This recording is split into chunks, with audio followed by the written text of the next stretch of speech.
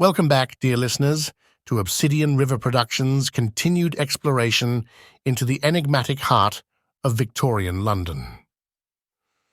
As we venture further into the alleys and chambers of Robert Louis Stevenson's mind, the tale of Dr. Jekyll and Mr. Hyde grows even more complex and compelling.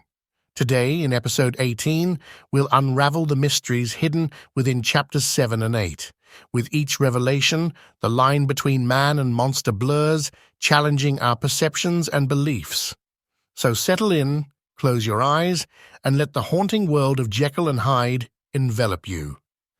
Without further ado, let's plunge into the next chapter of this gripping tale. Incident at the window. It chanced on Sunday, when Mr. Utterson was on his usual walk with Mr. Enfield, that their way lay once again through the by-street, and that when they came in front of the door, both stopped to gaze on it. "Well," said Enfield, "that story's at an end at least. We shall never see more of Mr. Hyde." "I hope not," said Utterson. "Did I ever tell you that I once saw him, and shared your feeling of repulsion?" "It was impossible to do the one without the other," returned Enfield. "And by the way, what an ass you must have thought me, not to know that this was a back way to Dr. Jekyll's. It was partly your own fault that I found it out, even when I did." "So you found it out, did you?" said Utterson. "But if that be so, we may step into the court and take a look at the windows. To tell you the truth, I am uneasy about poor Jekyll, and even outside, I feel as if the presence of a friend might do him good." The court was very cool and a little damp and full of premature twilight, although the sky, high up overhead, was still bright with sunset.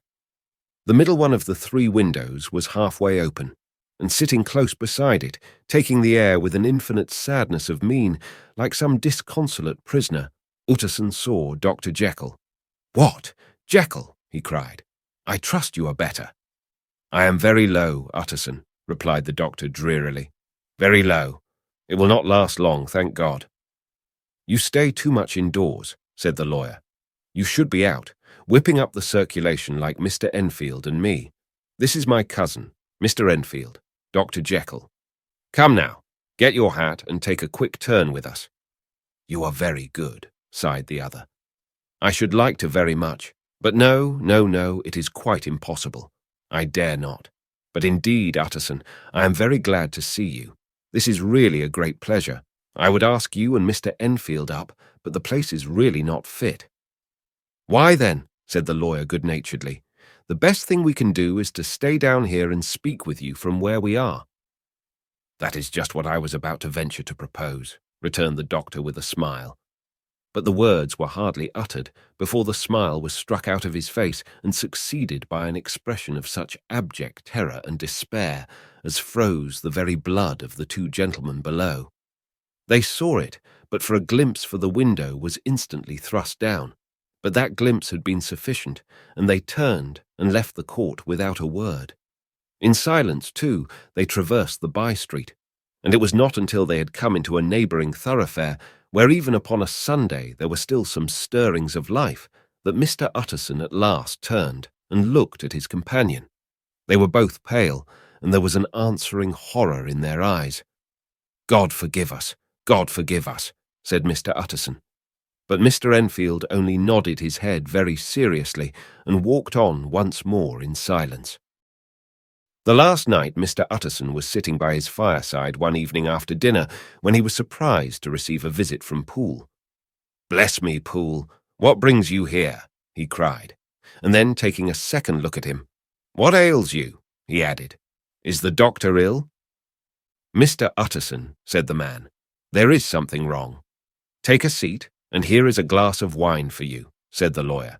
"Now, take your time and tell me plainly what you want." "You know the doctor's ways, sir," replied Poole, "and how he shuts himself up.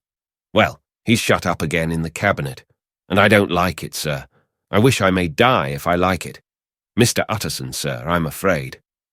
"Now, my good man," said the lawyer, "be explicit. What are you afraid of?" "I've been afraid for about a week," returned Poole, doggedly disregarding the question, "and I can bear it no more." The man's appearance amply bore out his words. His manner was altered for the worse, and except for the moment when he had first announced his terror, he had not once looked the lawyer in the face. Even now he sat with the glass of wine untasted on his knee, and his eyes directed to a corner of the floor. "I can bear it no more," he repeated. "Come," said the lawyer. "I see you have some good reason, Poole. I see there is something seriously amiss. Try to tell me what it is." "I think there's been foul play," said Poole hoarsely. "Foul play!" cried the lawyer, a good deal frightened and rather inclined to be irritated in consequence. "What foul play? What does the man mean?" "I daren't say, sir," was the answer. "But will you come along with me and see for yourself?" Mr. Utterson's only answer was to rise and get his hat and greatcoat, but he observed with wonder the greatness of the relief that appeared upon the butler's face, and perhaps with no less, that the wine was still untasted when he set it down to follow. It was a wild, cold, seasonable night of March, with a pale moon, lying on her back as though the wind had tilted her, and flying wrack of the most diaphanous and lawny texture.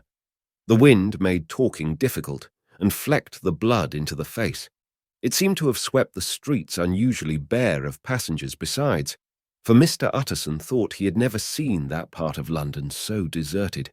He could have wished it otherwise. Never in his life had he been conscious of so sharp a wish to see and touch his fellow creatures. For struggle as he might, there was borne in upon his mind a crushing anticipation of calamity. The square, when they got there, was full of wind and dust, and the thin trees in the garden were lashing themselves along the railing.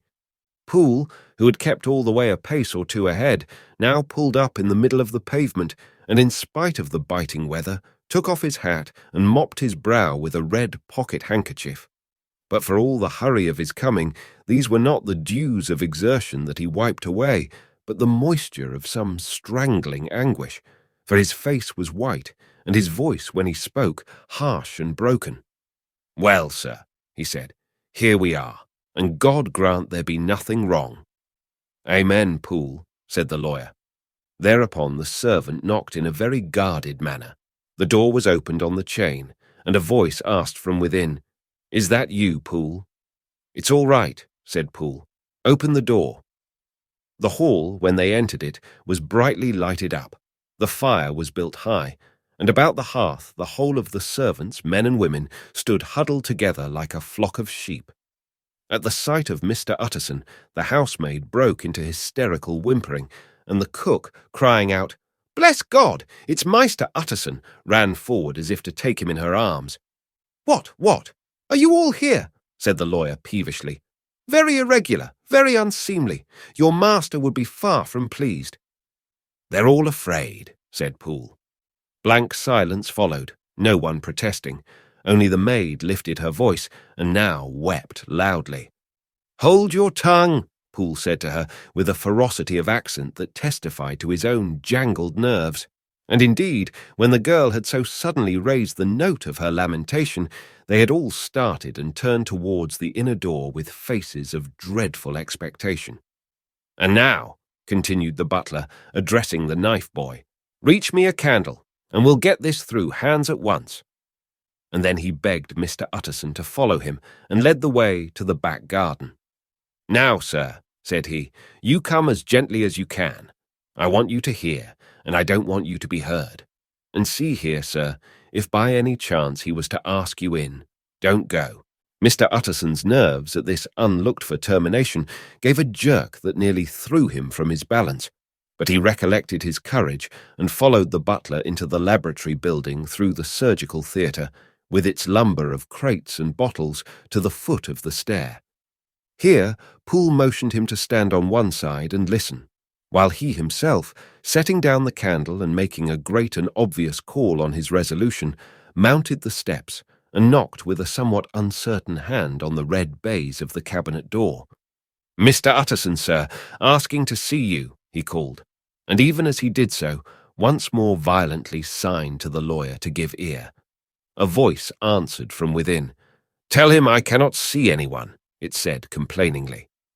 "Thank you, sir," said Poole, with a note of something like triumph in his voice, and taking up his candle, He led Mr. Utterson back across the yard and into the great kitchen, where the fire was out and the beetles were leaping on the floor.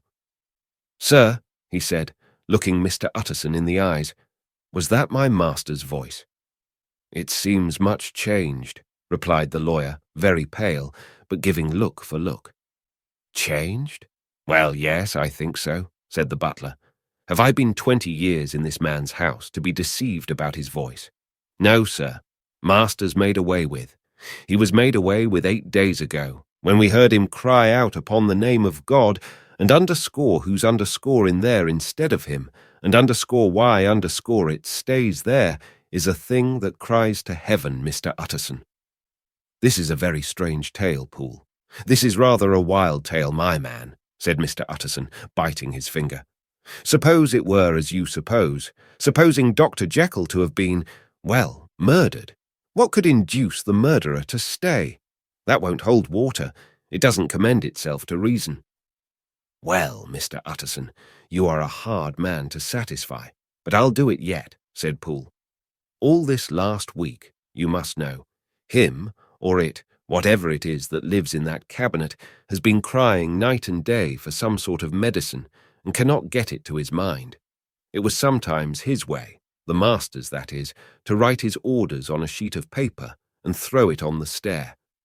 We've had nothing else this week back, nothing but papers and a closed door, and the very meals left there to be smuggled in when nobody was looking. Well, sir, every day, aye, and twice and thrice in the same day, there have been orders and complaints, and I have been sent flying to all the wholesale chemists in town. Every time I brought the stuff back, there would be another paper telling me to return it because it was not pure, and another order to a different firm. This drug is wanted bitter bad, sir, whatever for." "Have you any of these papers?" asked Mr. Utterson. Poole felt in his pocket and handed out a crumpled note, which the lawyer, bending nearer to the candle, carefully examined. Its contents ran thus: "Dr. Jekyll presents his compliments to Messrs. Moore. He assures them that their last sample is impure and quite useless for his present purpose. In the year 18, Dr. J purchased a somewhat large quantity from Messrs. M. He now begs them to search with most sedulous care, and should any of the same quality be left, forward it to him at once. Expense is no consideration. The importance of this to Dr. J can hardly be exaggerated." So far the letter had run composedly enough, but here, with a sudden splutter of the pen, the writer's emotion had broken loose. "For God's sake," he added, "find me some of the old." "This is a strange note," said Mr. Utterson, and then sharply, "How do you come to have it open?" "The man at Moore's was main angry, sir, and he threw it back to me like so much dirt," returned Poole. "This is unquestionably the doctor's hand, do you know?" resumed the lawyer. "I thought it looked like it," said the servant rather sulkily, and then, with another voice, "But what matters hand of right?" he said. "I've seen him." "Seen him," repeated Mr. Utterson. "Well, that's it," said Poole. "It was this way. I came suddenly into the theatre from the garden. It seems he had slipped out to look for this drug or whatever it is, for the cabinet door was open, and there he was at the far end of the room digging among the crates. He looked up when I came in, gave a kind of cry, and whipped upstairs into the cabinet. It was but for 1 minute that I saw him, but the hair stood upon my head like quills. Sir, if that was my master, why had he a mask upon his face? If it was my master, why did he cry out like a rat and run from me? I have served him long enough. And then—" The man paused and passed his hand over his face. "These are all very strange circumstances," said Mr. Utterson, "but I think I begin to see daylight. Your master, Poole, is plainly seized with one of those maladies that both torture and deform the sufferer. Hence, for aught I know, the alteration of his voice. Hence the mask and the avoidance of his friends. Hence his eagerness to find this drug, by means of which the poor soul retains some hope of ultimate recovery. God grant that he be not deceived. There is my explanation. It is sad enough, Poole, aye, and appalling to consider, but it is plain and natural, hangs well together, and delivers us from all exorbitant alarms." "Sir," said the butler, turning to a sort of mottled pallor, That thing was not my master, and there's the truth. My master," here he looked round him and began to whisper, "is a tall, fine build of a man, and this was more of a dwarf." Utterson attempted to protest. "Oh, sir," cried Poole, "do you think I do not know my master after 20 years? Do you think I do not know where his head comes to in the cabinet door, where I saw him every morning of my life? No, sir, that thing in the mask was never Dr. Jekyll. God knows what it was, but it was never Dr. Jekyll, and it is the belief of my heart that there was murder done." "Poole," replied the lawyer, "if you say that, it will become my duty to make certain. Much as I desire to spare your master's feelings, much as I am puzzled by this note which seems to prove him to be still alive, I shall consider it my duty to break in that door." "Ah, Mr. Utterson, that's talking," cried the butler. "And now comes the second question," resumed Utterson. "Who is going to do it?" "Why, you and me, sir," was the undaunted reply. "That's very well said," returned the lawyer, "and whatever comes of it, I shall make it my business to see you are no loser." "There is an axe in the theatre," continued Poole, "and you might take the kitchen poker for yourself." The lawyer took that rude but weighty instrument into his hand and balanced it. "Do you know, Poole," he said, looking up, "that you and I are about to place ourselves in a position of some peril?" "You may say so, sir, indeed," returned the butler. "It is well, then, that we should be frank," said the other. "We both think more than we have said. Let us make a clean breast. This masked figure that you saw, did you recognize it?" "Well, sir, it went so quick, and the creature was so doubled up that I could hardly swear to that," was the answer. "But if you mean, was it Mr. Hyde? Why, yes, I think it was. You see, it was much of the same bigness, and it had the same quick, light way with it. And then who else could have got in by the laboratory door? You have not forgot, sir, that at the time of the murder he had still the key with him. But that's not all. I don't know, Mr. Utterson, if you ever met this Mr. Hyde." "Yes," said the lawyer. "I once spoke with him." "Then you must know as well as the rest of us that there was something queer about that gentleman, something that gave a man a turn. I don't know rightly how to say it, sir, beyond this, that you felt in your marrow kind of cold and thin." "I own I felt something of what you describe," said Mr. Utterson. "Quite so, sir," returned Poole.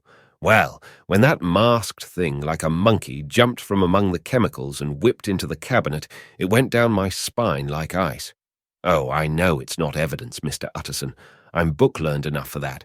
But a man has his feelings, and I give you my Bible word it was Mr. Hyde." "Aye, aye," said the lawyer.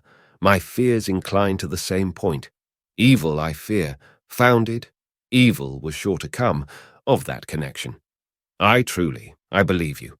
I believe poor Harry is killed, and I believe his murderer, for what purpose, God alone can tell, is still lurking in his victim's room.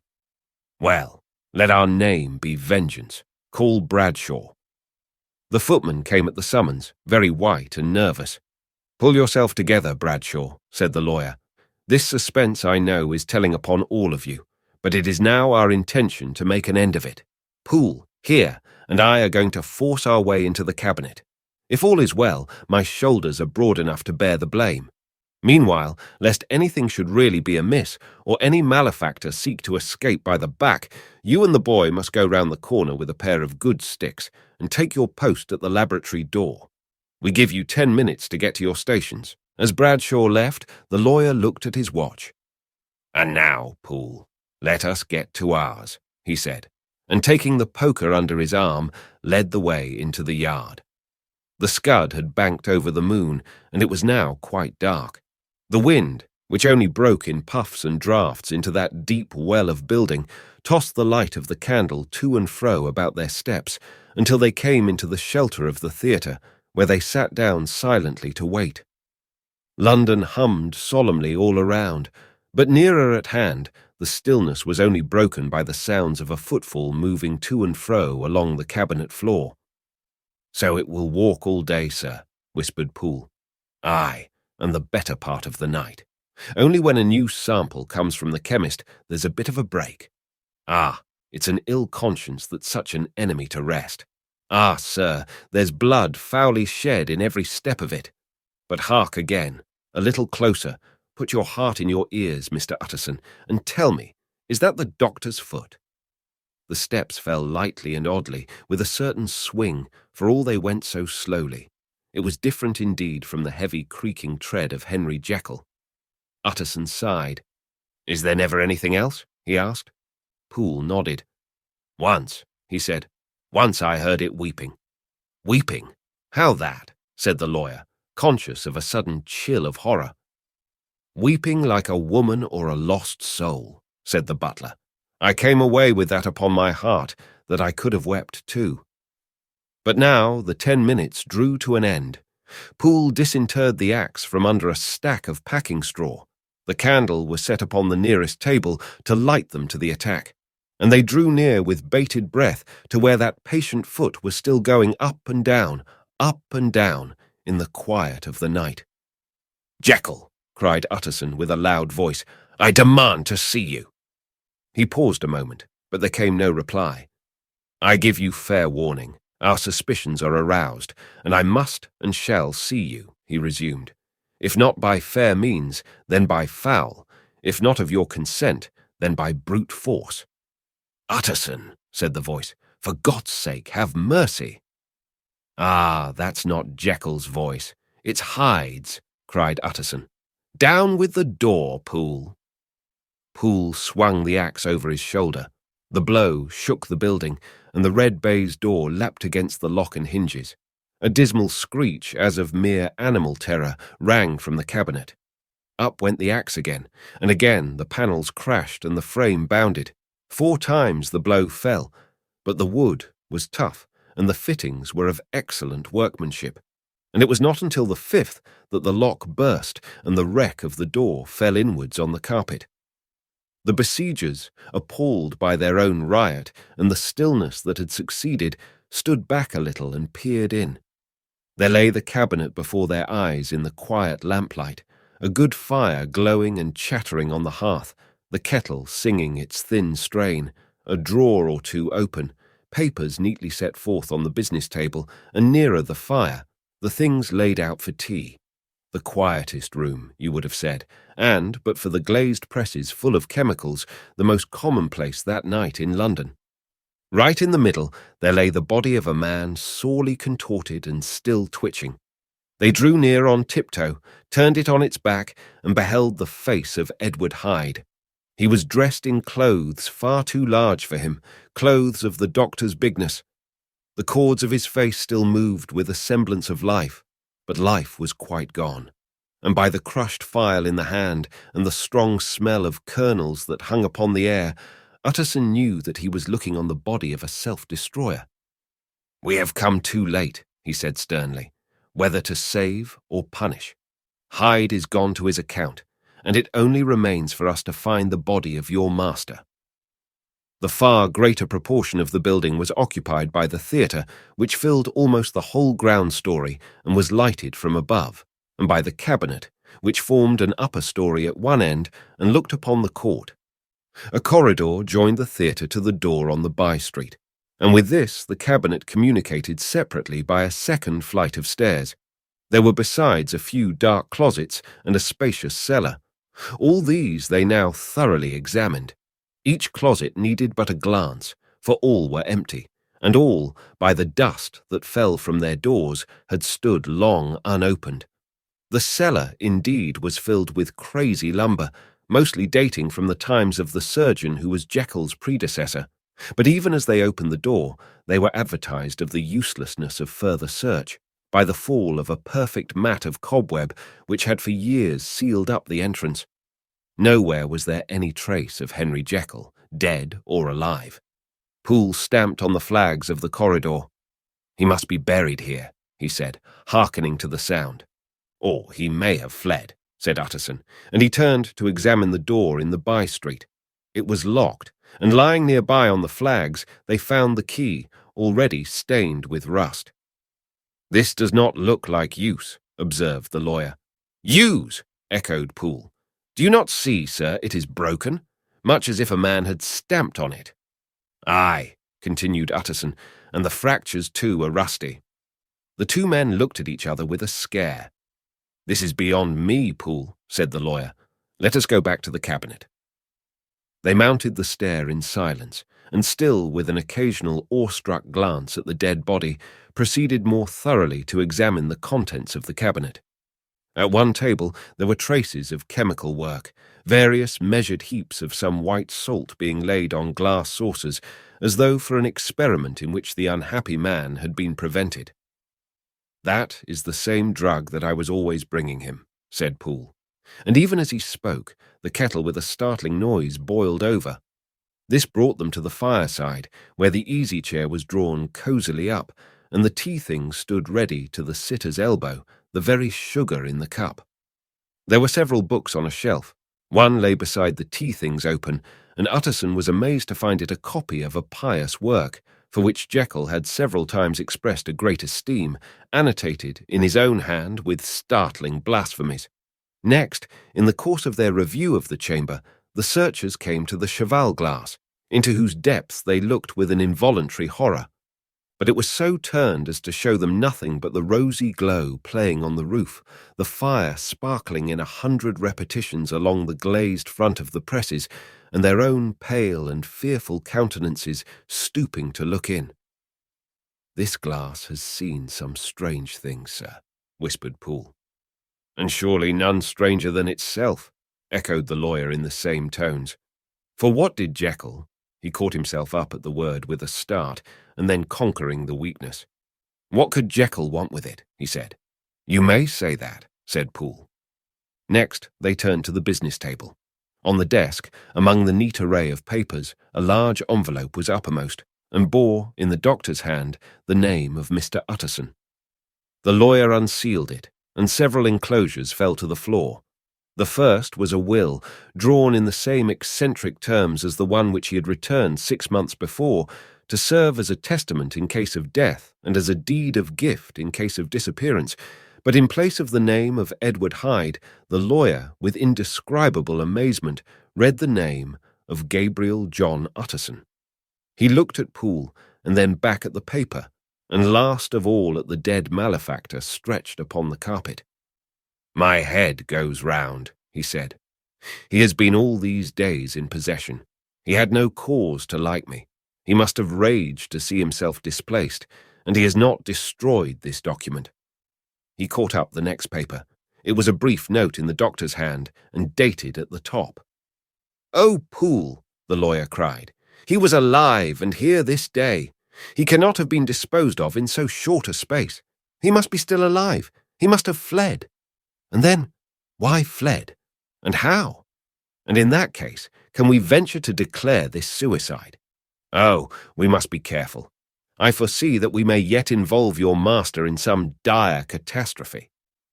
"Why don't you read it, sir?" asked Poole. "Because I fear," replied the lawyer solemnly. "God grant I have no cause for it." And with that, he brought the paper to his eyes and read as follows: "My dear Utterson, when this shall fall into your hands, I shall have disappeared, under what circumstances I have not the penetration to foresee, but my instinct, and all the circumstances of my nameless situation, tell me that the end is sure, and must be early. Go then, and first read the narrative which Lanyon warned me he was to place in your hands, and if you care to hear more, turn to the confession of your unworthy and unhappy friend, Henry Jekyll." "There was a third enclosure?" asked Utterson. "Here, sir," said Poole, and gave into his hands a considerable packet sealed in several places. The lawyer put it in his pocket. "I would say nothing of this paper. If your master has fled or is dead, we may at least save his credit. It is now 10. I must go home and read these documents in quiet, but I shall be back before midnight, when we shall send for the police." They went out, locking the door of the theatre behind them, and Utterson, once more leaving the servants gathered about the fire in the hall, trudged back to his office to read the 2 narratives in which this mystery was now to be explained. As we close the pages on chapters 7 and 8, the shadows around Dr. Jekyll and Mr. Hyde deepen, leaving us with more questions than answers. What lies ahead for our protagonists? What further secrets lurk in the gaslit streets of Stevenson's London? Thank you for joining Obsidian River Productions on this literary journey. If you're eager to dive deeper into the story, don't forget to tune in for our next episode. And for those who wish to embark on an even richer experience, consider joining our exclusive membership program. Until next time, keep the mysteries alive in your heart and mind. And remember, in literature, as in life, nothing is ever quite as it seems.